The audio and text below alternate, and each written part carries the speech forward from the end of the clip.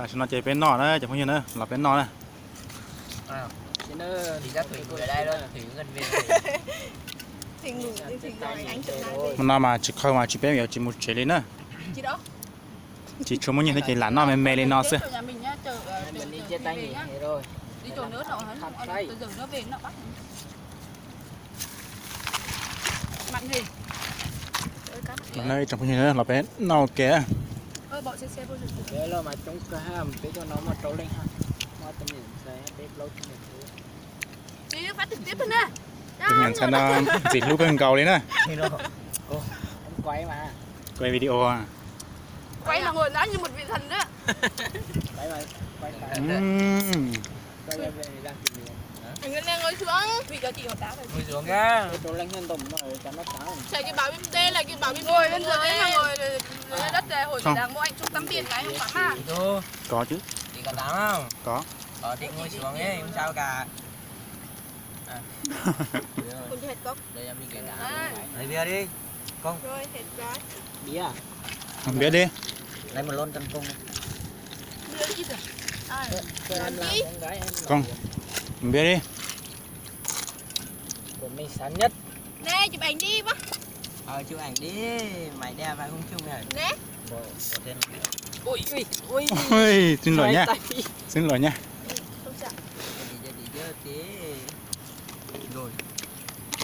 hiện dừng lên cho trôi chứ mình Thành con quê này nè. 23 vô 2, 3, vô. 2, 3. 1 2 3 vô Hô lại. hồi đêm lần sau không ô ngon nhất đây này tôi hiện này biết như là cá cờ này chẳng có gì nữa Hãy nói tiếng Lào nha. bỏ xe đây trên khoản này Ta cần nói tiếng Lào nha. ok cảm ơn Cần nói tiếng Lào nha. Cần nói tiếng Chính nha. nói tiếng Việt này là nói cho huân chị chị bà mức này chị nè nó này Hai chị nhớ đi anh nói tiếng Lào nhiều rồi chị phải nhìn bên kia giống qua hơn sẽ khó chọn tôi cho lại chứ Rồi đến đi xong thì anh em mang ăn đứng quay nha dày á ăn cho hết nhá. con về nhá Con nhớ đi thì thấy không vậy con thấy mưa lon ít mà vài lon nha. 12 lon. ăn cá mặn này để uống bia Đây là mặn này khoai lang vào làm mặn nữa rồi Hay không làm là gì nhỉ? Hay đi lên. có không làm nó để làm có để